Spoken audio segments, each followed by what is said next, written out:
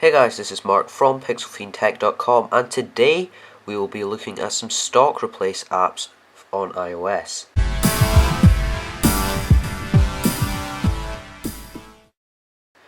Okay, so a while ago I gave you a tour of the stock apps on iOS, and now I'm going to show you some replacements if you're not really wanting to use those. So just to say, I use these top 4 quite regularly, and the bottom 3 I don't use so much, though I do use Evernote on my iPad.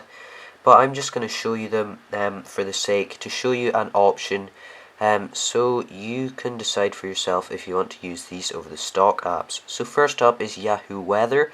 I have showed this app before and it really does have a brilliant design. It is quite similar to the new weather app on iOS 7, but it gives you a lot more information. So you can see here it gives you wind pressure, the position of the sun, precipitation, a map with some clouds on it, humidity, visibility, and of course your normal weather over both the hours of the day and just the days of the week. And also you can flick through, so I have London, Glasgow, and you can add other places by clicking the plus symbol in the top right corner. Next up is the camera app. So this basically camera apps on iOS, you can't really change it much because Apple don't give you access to settings like aperture, but this app I find is really well designed.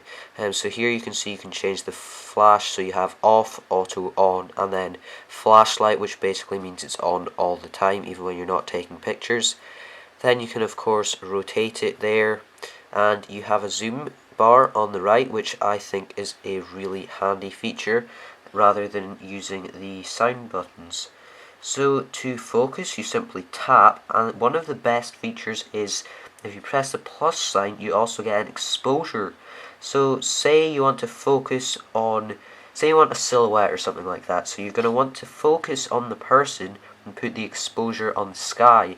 Now on the normal Apple app, the exposure and focus have to be in the same place, so I find that a really handy feature that you can change them. And you can also lock here, so you can lock in the white balance, you can lock in the exposure, and you can lock in the focus. So if I go to menu here, you can see there are some things you can change, but there really is there's not much in that settings menu. And then if I click the little cog here, you can change it to normal mode, stabilizer mode, which does work quite well, that will just act as some image stabilization, timer mode, which is pretty handy, and last is the burst mode. So you can see if I hold down here, that will take that many photos, so that is the burst mode for you. And the good thing is it doesn't go straight into your camera app, so you can look at your photos, decide which ones you want, and then if you want you can just go select all and delete the photos that you do not want. So that app was called Camera Plus. It is, I think, the only app here that isn't free, so that is a downside, but it does perform well. Now we have the Mailbox app. So you can see here it is just a nice design. Now for example, if I want to get rid of this comment, all I have to do is swipe there, that puts it into archive, and if I go further over it's delete. Then in the other section it puts it into these archived bits, and that will put it into your folders over at the side in the lists.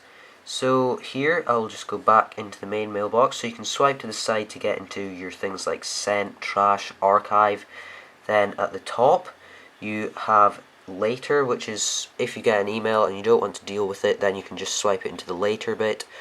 Or archived, which is things that you want to keep but you don't want them to be in your main mailbox. So personally I always use this app. I don't use the main mail app. I just think it's a better design and it works better, and that is a really good app. Next up is Google Maps. Now Apple used to use Google Maps, but then they designed Apple Maps, which in my opinion just simply aren't as good as Google Maps.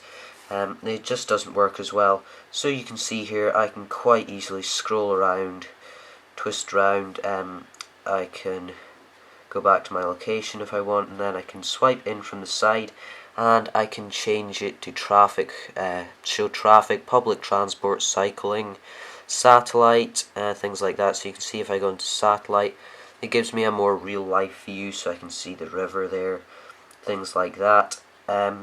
So that's fairly good design. Then you can search for places, you can get directions, you can go onto your activities, so places you've searched for in the past.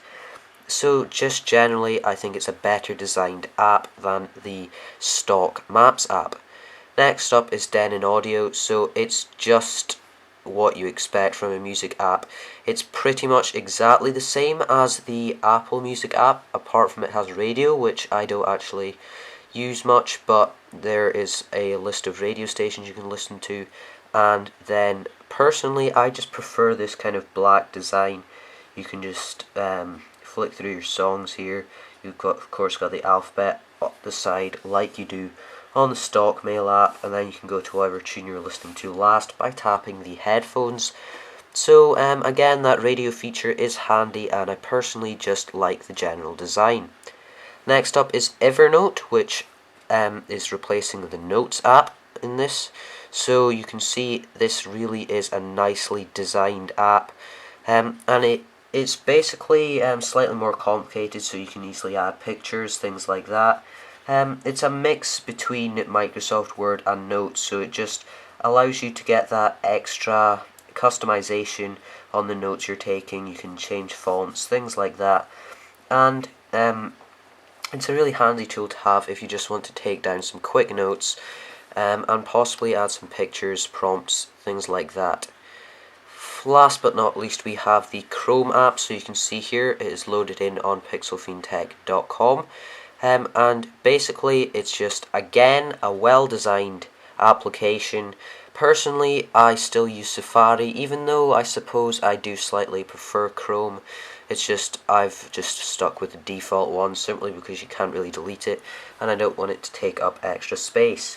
So a nice design feature is that you can easily flick through your pages. If you just flick to the side, you can see I only have these 2 pages open at the moment.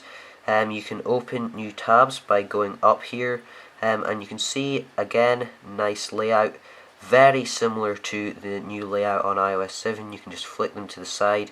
Start new tab, you can start an incognito tab. You can close all tabs, you can go to settings. Now an incognito tab is basically a private tab, so you know, if you're in the FBI or something, you don't want people to see some of the sites that you're accessing. Possibly you're doing some stuff that you shouldn't be on the internet, then incognito will just make sure that no one can access your history. So yep, it's a nice thing to have if you need that. So those are some apps that I personally prefer rather than using the stock apps. So just to run over, we have Yahoo Weather, Camera Plus, Mailbox, Google Maps, Denon Audio, Evernote, and finally Google Chrome. So personally, those are some of my favourite apps. If you disagree, think there are better apps out there, just let me know. So I really hope you enjoyed this video. If you did, please give it a like and a share, and also subscribe to my channel for more content. If you have any questions, please just leave a comment or email me at the address in the description. Thank you very much for watching. See you.